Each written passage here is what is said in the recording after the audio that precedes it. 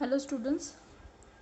पिछली क्लास में हम स्फेरिकल मिरर को हमने डिस्कस किया था, है ना। स्फेरिकल मिरर को समझा था कि स्फेरिकल मिरर क्या होता है ना, कैसे बनता है, कितने टाइप के मिरर हो सकते हैं, कॉनकेव मिरर और कॉन्वेक्स मिरर के बारे में देखा था। और ये देखा था कि कॉनकेव मिरर कब बनेगा, कैसे बनेगा, और कॉन्वेक्स मिरर कब और कैसे बनेगा, ये हम लोगों ने देखा था।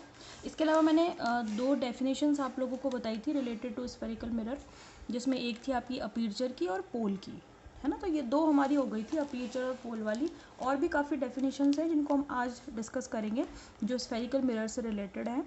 ठीक है, तो स्टार्ट करते हैं हमारी स्फेरिकल मिरर से रिलेटेड जो डेफिनेशंस हैं। अच्छा, अपर्चर और पोल मैं आपको बता चुकी थी कि अपर्चर तो क्या होता है कि जो भी आप लेंस बना रहे हो उस पर्टिकुलर लेंस की जो, जैसे सपोज करें ये आपके पास लेंस है, सॉरी लेंस नहीं, मिरर, स्फेरिकल मिरर जो भी आप बना रहे हो तो वो अपन ने एक स्फेयर से बनाया था। इस स्फेयर से अगर आप यहाँ पे एक मिरर यहाँ से कट करते हो और ये मिरर अगर मैं इसके अंदर वाली साइड को क्या कर दूँ, पॉलिश कर दूँ, तो अंदर वाली साइड कौन सी है, कॉनकेव साइड, और बाहर वाली साइड कौन सी है, कॉन्वेक्स साइड। अगर आपने कॉनकेव साइड को पॉलिश कर दिया तो ये मिरर कौन सा वाला बनेगा, कॉन्वेक्स मिरर बनेगा, है ना। तो इसमें ये तो है, ये जो मैंने डैश डैश करके बनाया है यहाँ पे डैश, अगर आप इसको नाम दोगे तो डैश, तो इसका क्या कहलाता है, अपर्चर, है ना। तो अपर्चर वाली बात अपन लोगों ने कर ली थी। इसके अलावा इस पर्टिकुलर मिरर का जो सेंटर है ना, मिरर का सेंटर, ये ध्यान रखना, मिरर का जो सेंटर है वो क्या कहलाता है, पोल कहलाता है ना। ये बात अपन लोगों ने कर ली थी। इसके अलावा जो नेक्स्ट डेफिनेशन हम लोग आज डिस्कस करेंगे, नंबर 3, वो है आपकी centre of curvature. Centre of curvature, centre of curvature क्या होता है, ये देखो। अभी जो भी हमने मिरर बना रखा है, ये मिरर, इस मिरर में ये मिरर जिस स्फेयर का पार्ट है, ठीक है ना, मिरर जिस स्फेयर का पार्ट है उस स्फेरिकल मिरर का जो सेंटर है वही उसका क्या कहलाएगा, सेंटर ऑफ कर्वेचर। अगर आप देख पा रहे हो तो यहाँ पे ये जो सेंटर ओ है इस पर्टिकुलर स्फेयर का, ये क्या कहलाएगा, सेंटर ऑफ कर्वेचर। समझ में आ गई। तो सेंटर ऑफ कर्वेचर क्या है, स्फेरिकल मिरर जो है, यानी कि चाहे वो कॉन्वेक्स हो चाहे वो कॉनकेव हो, वो जिस भी स्फेरिकल या स्फेयर का पार्ट है उस स्फेयर का जो सेंटर है वो क्या कहलाएगा, उसका सेंटर ऑफ कर्वेचर। तो उसको कैसे डिफाइन करेंगे, the centre of the sphere of which the spherical mirror of which the spherical mirror is a part, है ना, वो क्या कहलाता है। हाँ, एक बार जनरली ना इसको सी से शो करते हैं, हालांकि नाम अपन कुछ भी दे सकते हैं लेकिन जो इसका कन्वेंशनली इसको दिखाने का तरीका है वो है सी। ठीक है भाई, तो जो सी है that is called centre of curvature, और इसको डिनोट करते हैं किससे, सी से डिनोट करते हैं। आप लिख सकते हैं यहाँ पे, is known as centre of curvature. ठीक है भाई, ये हो गई आपकी 3rd डेफिनेशन। नंबर 4 है आपकी रेडियस ऑफ कर्वेचर। देखो अंतर है दोनों में, radius of curvature, radius of curvature क्या कहलाएगी, रेडियस ऑफ कर्वेचर वही जैसे ये सेंटर ऑफ कर्वेचर है ना। सेंटर ऑफ कर्वेचर तो क्या है कि मिरर जिस स्फेयर का पार्ट है उसका सेंटर तो सेंटर ऑफ कर्वेचर कहलाता है, और रेडियस क्या कहलाएगी, इसी स्फेयर की जो रेडियस है वो उसकी रेडियस ऑफ कर्वेचर कहलाएगी। ठीक है, और दूसरे शब्दों में आप कैसे कह सकते हो कि इस पर्टिकुलर सेंटर और पोल के बीच की जो डिस्टेंस है, अगर मैं इसको इससे मिला दूँ, है ना, पोल को अगर अपन पी से शो कर रहे हैं तो पी सी जो है वो क्या कहलाएगी, रेडियस ऑफ कर्वेचर। तो आप कैसे डिफाइन कर सकते हो, the radius of sphere of which the spherical mirror, बस ऊपर जो डेफिनेशन है उसमें सेंटर को हटा के आपको रेडियस कर देना है बस, of which spherical mirror is a part is called radius of curvature. इसको मैं ROC से लिख रही हूँ, ठीक है।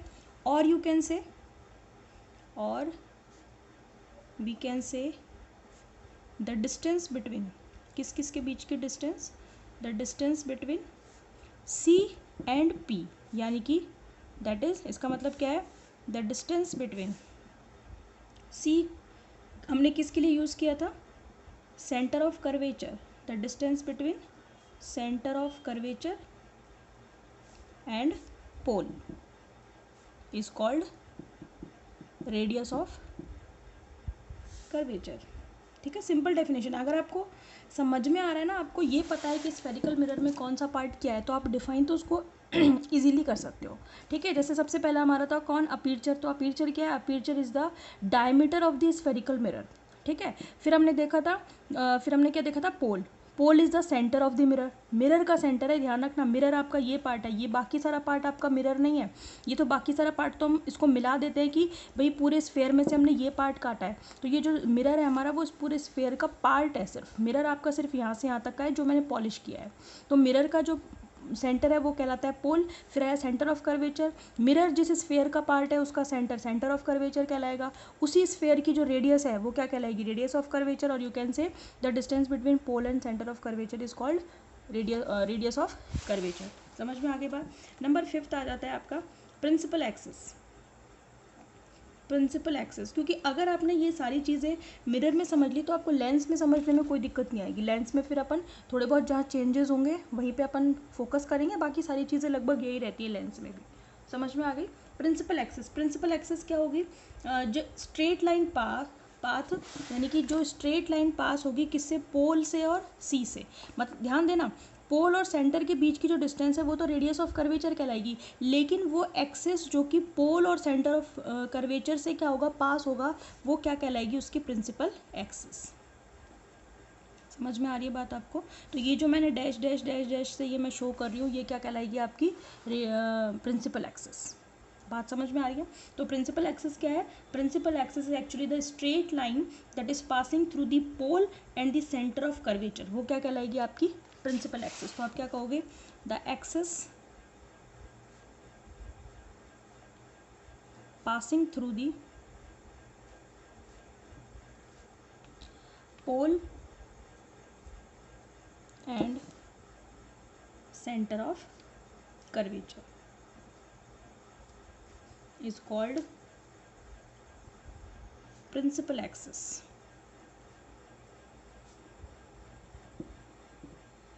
सही है। और ये अगर आप देख पा रहे हो तो ये मिरर जो है, इस मिरर के कैसी होती है, परपेंडिकुलर। ठीक है, ये जो मैंने डैश डैश से बनाई है उसको मैंने दिखाया भी है, this is called principal axis. ठीक है, तो आप कैसे कहोगे, it is normal to the, normal मतलब परपेंडिकुलर से ही है, normal to the mirror, mirror के ये कैसे होती है, परपेंडिकुलर होती है। ठीक है भाई। नेक्स्ट आती है आपकी अच्छा एक चीज़ और ध्यान देना आप, अगर आपसे प्रिंसिपल एक्सिस पूछे तो उसकी डेफिनेशन तो यही होगी, जो एक्सिस पासिंग वो पास करेगी किससे, पोल से और सेंटर ऑफ कर्वेचर से। इसको अंडरलाइन कर लेना, पोल और सेंटर ऑफ कर्वेचर से जो पास होगी ना वो तो क्या कहलाएगी आपकी प्रिंसिपल एक्सिस। लेकिन अगर कोई ऐसी, जैसे मान लो कि मैंने ऐसे कोई एक्सिस पास की है, मतलब ये सेंटर ऑफ कर्वेचर से तो पास हो रही है पर पोल से पास नहीं हो रही, ये मिरर के, तो हम क्या कह सकते हैं, इसको कहते हैं अपन, ये जो अपने कहलाएगा इसको पर क्या बोलते हैं, एक्सिस ऑफ मिरर। ये क्या कहलाती है, एक्सिस ऑफ मिरर। लेकिन ये प्रिंसिपल एक्सिस नहीं है, ये ध्यान रखना। प्रिंसिपल एक्सिस तो एक्सिस ऑफ मिरर है, लेकिन axis of mirror principal axis नहीं होती। एक्सिस ऑफ मिरर क्या है, एक्सिस ऑफ मिरर तो actually the axis that passing through the centre of curvature and the any point of the mirror. समझ में आ रही है बात। तो मिरर के किसी भी पॉइंट से और सेंटर ऑफ कर्वेचर से पास होने वाली कोई भी एक्सिस होगी तो वो एक्सिस ऑफ मिरर कहलाएगी। और ये कितनी भी हो सकती है, infinite number of axis of mirror can possible in a mirror, but principal axis एक ही होगी किसी भी मिरर में, जो किससे पास होगी, पोल से और सेंटर ऑफ कर्वेचर से। ये बात आप ध्यान रखना, इसको मैं नोट डाल के लिखवा देती हूँ। नोट क्या है इसमें इंपॉर्टेंट, द एक्सिस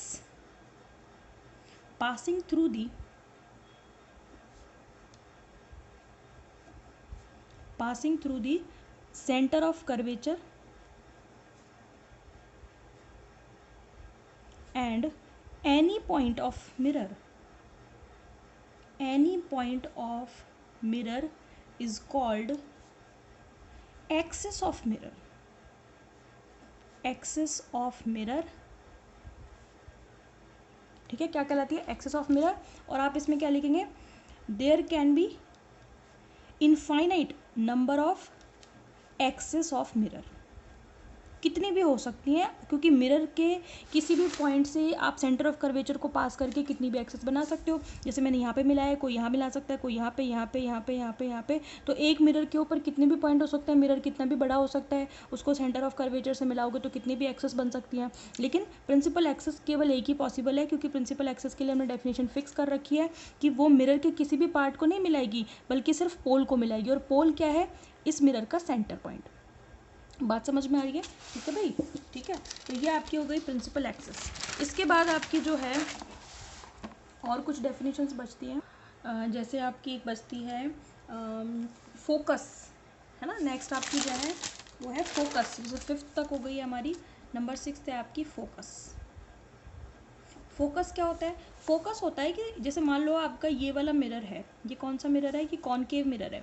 इस कॉनकेव मिरर पर पैरेलली अगर कुछ रेज जो हैं वो इसके ऊपर इंसिडेंट हो रही हैं, तो ये रिफ्लेक्ट होने के बाद जिस पॉइंट से पास होंगी, ठीक है, कुछ ऐसे जाएगी, तो ये जिस पॉइंट से पास होंगी रिफ्लेक्ट होने के बाद, वो उसका क्या कहलाएगा, फोकस कहलाएगा, है ना। अब जैसे अगर ये कौन सा मिरर होता, कॉन्वेक्स मिरर होता, कॉन्वेक्स मिरर होगा तो लाइट कहाँ से आएगी, पीछे से आएगी, ठीक है। तो कोई ऐसे चली जाएगी, है ना, कोई ऐसे आएगी, तो कोई ऐसे चली जाएगी, है ना। और ये इसका प्रिंसिपल एक्सेस है। तो इनको हम क्या करते हैं, पीछे मिलाते हैं। कॉन्वेक्स मिरर में अपन ऐसे ही तो करते हैं, ये तो अपन पढ़ के आए ना 10th क्लास में, ठीक है। तो ये इसका क्या कहलाता है, फोकस। इसको किसे बताते हैं, एफ से। तो फोकस क्या है, फोकस एक्चुअली किसी भी स्फेरिकल मिरर पर अगर रे इंसिडेंट हो रही हैं पैरेलली, और पैरेलली इंसिडेंट होने के बाद वो जिस एक पर्टिकुलर पॉइंट पर मिलती हैं सारी की सारी रेज, वो उसका क्या कहलाता है, फोकस कहलाता है। तो फोकस को कैसे डिफाइन करोगे, focus is the point where all the rays incident parallel to the mirror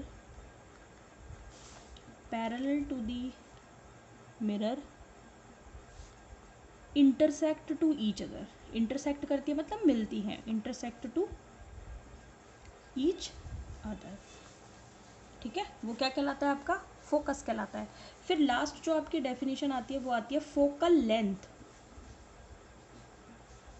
focal length क्या होगी, पोल से फोकस को मिलाने वाला पॉइंट की जो डिस्टेंस होगी वो उसकी क्या कहलाएगी, फोकल लेंथ। जैसे अगर आप यहाँ पे देख रहे हो तो एफ पी क्या है, फोकल लेंथ है। देखो ध्यान देना, जो सेंटर ऑफ कर्वेचर, इसका सेंटर ऑफ कर्वेचर वो नहीं है जो फोकस का है। सेंटर ऑफ कर्वेचर तो क्या होगा, अगर मैं इसको स्फेयर बना दूँ तो इस स्फेयर का जो सेंटर होगा वो कुछ यहाँ होगा। तो सेंटर को पोल से मिलाने वाली तो रेडियस ऑफ कर्वेचर कहलाती है, सेंटर और पोल से पास होने वाली प्रिंसिपल एक्सेस कहलाती है। लेकिन फोकस वो नहीं होगा जो सेंटर ऑफ कर्वेचर होगा, ये ध्यान देना आप, ठीक है। फोकस तो वो पॉइंट होगा जहाँ पर पैरेलल अगर रेज इंसिडेंट हो रही है तो रिफ्लेक्टेड होने के बाद वो जहाँ पर इंटरसेक्ट करेंगी, मिलेंगी, तो वो फोकस कहलाएगा।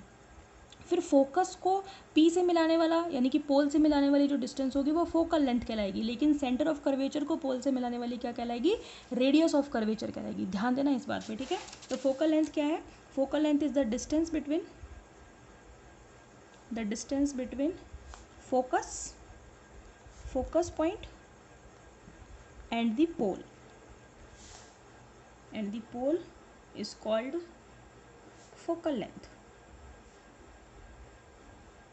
बात समझ में आ गई। तो ये आपके सारी जो हैं डेफिनेशंस कंप्लीट हो जाती हैं। यहाँ पर आकर हमने 7 डेफिनेशन पढ़ी हैं, फोकल लेंथ, फोकस, है ना, और बाकी सारी। एक बार फटाफट से सारी की सारी जो डेफिनेशंस हैं उनको अपन फटाफट से रिवाइज कर लेते हैं, ठीक है। जैसे ये हमारे पास एक स्फेयर था, इस स्फेयर में से मैंने क्या निकाला, एक मिरर मैंने इसमें से निकाल लिया काट करके। तो ये तो क्या है सी, ये क्या है पी, इसको मैंने अंदर से पॉलिश कर दिया। तो सबसे पहले हमने क्या पढ़ी थी, कौन सी डेफिनेशन पढ़ी थी, सबसे पहले अपीर्चर। अपीर्चर क्या होता है, डायमीटर ऑफ दी, ये जो mm डैश दिखाई दे रहा है that is diameter of the mirror, ठीक है। पी पोल क्या होगा, सेंटर ऑफ द मिरर। सी क्या होगा, सी होगा actually centre of the sphere by which a mirror is made. Mirror जिस भी स्फेयर से मिलाकर बनाया हुआ है उसका सेंटर सेंटर ऑफ कर्वेचर कहलाएगा। ठीक है, पोल को सेंटर ऑफ कर्वेचर से मिलाने वाली क्या कहलाएगी? रेडियस ऑफ कर्वेचर कहलाएगी। ठीक है, उसके बाद हमने क्या पढ़ा था? रेडियस ऑफ कर्वेचर के बाद प्रिंसिपल एक्सिस पढ़ा था। प्रिंसिपल एक्सिस क्या होगी? पोल और सेंटर ऑफ कर्वेचर को मिलाने वाली प्रिंसिपल एक्सिस कहलाएगी। प्रिंसिपल एक्सिस के बाद फोकल लेंथ पढ़ी, फोकस पढ़ा था हमने। फोकस में क्या था? फोकस में अगर पैरेलल रेज इंसिडेंट होती हैं तो रिफ्लेक्शन के बाद वो जहाँ जिस पॉइंट पर मीट करती हैं यानी कि मिलती हैं, वो पॉइंट क्या कहलाता है? फोकस कहलाता है। और फोकल लेंथ हो जाएगी, फोकस और पोल के बीच की डिस्टेंस क्या कहलाएगी? आपकी फोकल लेंथ कहलाएगी। अब फटाफट से अपन क्या कर लेते हैं? साइन कन्वेंशन और पता कर लेते हैं कि क्या क्या साइन कन्वेंशन मिरर के लिए अपन जो है वो काम में लेते हैं। आपने पढ़े हुए भी हैं। सपोज कर लो कि ये आपके पास कोई मिरर है और ये मिरर कौन सा मिरर है? कॉनकेव मिरर है। इस कॉनकेव मिरर में इस तरीके से मैंने एक्सेस बना रखे हैं। ठीक है, ये कर लो आप इस तरीके से, हाँ चलो ऐसे बना लो। ये आपका जो भी पॉइंट है, इसको मान लो P पॉइंट है आपका, ये एक्सेस बनाया मैंने, तो ये एक्स एक्स डैश और ये आपका वाई वाई डैश है। समझ में आ रही है? तो इसमें आप ध्यान देना कि सारी जो डिस्टेंस मेज़र की जाएंगी ना वो पोल से मेज़र की जाएंगी। ठीक है, जितनी भी डिस्टेंस होगी, चाहे वो ऑब्जेक्ट की डिस्टेंस हो, चाहे वो किसकी इमेज की डिस्टेंस हो, तो सारी डिस्टेंसेस जो मेज़र की जाएंगी वो कहाँ से मेज़र की जाएंगी? पोल से। तो पहला जो हमारा रूल हो गया वो इसका क्या हो गया? All the distances are measured from pole. कहाँ से मेज़र की जाती है? पोल से। Number 2, X X dash is principal axis, वो तो दिख ही रहा है हमें। एक्स एक्स डैश कौन सी एक्सिस है? प्रिंसिपल एक्सिस है। नंबर 3, जितने भी डिस्टेंसेस होंगी अगर वो इंसिडेंट रे की डायरेक्शन में है तो वो पॉजिटिव ली जाएंगी, और इंसिडेंट रे की डायरेक्शन के अपोजिट है तो वो क्या कहलाएगी? नेगेटिव ली जाएंगी। सपोज करो रे की डायरेक्शन, इंसिडेंट रे की डायरेक्शन ये है, इंसिडेंट रे, क्योंकि कौन कौन सा मिरर है? ये कॉन्वेक्स मिरर है, सॉरी कॉनकेव मिरर है। कॉनकेव मिरर में इधर से ही आएगी। जैसे अभी मैंने ऊपर ये वाला मिरर बनाया, ये कॉन्वेक्स मिरर है, इसमें इधर से आई है, पीछे से आई है, तो यहाँ डायरेक्शन ये वाली हो गई इंसिडेंट रे वाली।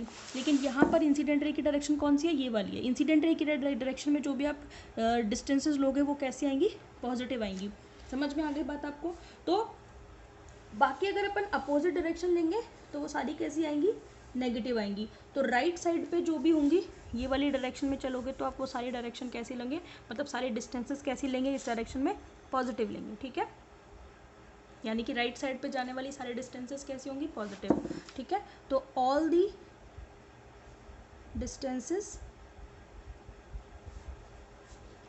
आर टेकन पॉजिटिव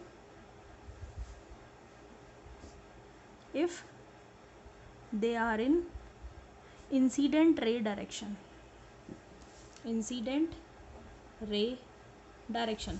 तो ये डायरेक्शन कैसी होगी? पॉजिटिव, इधर वाली। ठीक है, अच्छा लास्ट जो आपका इसका रूल आता है नंबर 4, वो क्या कहलाएगी? आपकी डिस्टेंस जो मेजर कर, अच्छा एक बात और ध्यान रखना, अपोजिट करोगे तो वो नेगेटिव आएंगी। ठीक है, इन अपोजिट, वो भी लिख देती हूँ मैं, in opposite direction of incident ray distances are taken negative, are taken negative। बात समझ में आ गई? 4th आपका रूल क्या होगा कि y डायरेक्शन में जितनी भी आपकी डिस्टेंसेस होंगी वो पॉजिटिव होंगी, यानी कि अबव दी x एक्सिस, यानी कि ये सारी डिस्टेंस कैसी होंगी? पॉजिटिव। और y डैश एक्सिस में जो होंगी यानी कि बिलो दी x एक्सिस, वो सारी डिस्टेंसेस कैसी होंगी? नेगेटिव होंगी। बात समझ में आ रही है? यानी कि अगर सपोज करो आपने ऑब्जेक्ट ऐसे रखा तो ऑब्जेक्ट की जो भी आप हाइट लोगे वो यहाँ पर कैसे लोगे? पॉजिटिव लोगे, क्योंकि अपन एक्स एक्सिस के ऊपर ऊपर मेजर कर रहे हैं। अगर मान लो इमेज बनी है नीचे, तो इमेज के लिए जो अपन जो उसकी हाइट लेंगे, ठीक है ना, वो कैसे लेंगे अपन? नेगेटिव, क्योंकि वो एक्स एक्सिस से नीचे आई है। तो एक्स एक्सिस से ऊपर आने वाली जितनी भी हाइट या डिस्टेंसेस होंगी वो सारी कैसी होंगी? पॉजिटिव। एक्स एक्सिस से ऊपर कह लो या कह लो अलॉन्ग वाई एक्सिस, या फिर आप कह लो नीचे वाई डैश एक्सिस, उसमें यानी कि एक्स एक्सिस के नीचे, वो सारी कैसी आएंगी? नेगेटिव। तो आप क्या लिखेंगे? ऑल द डिस्टेंस और height above the x axis taken positive and below the x axis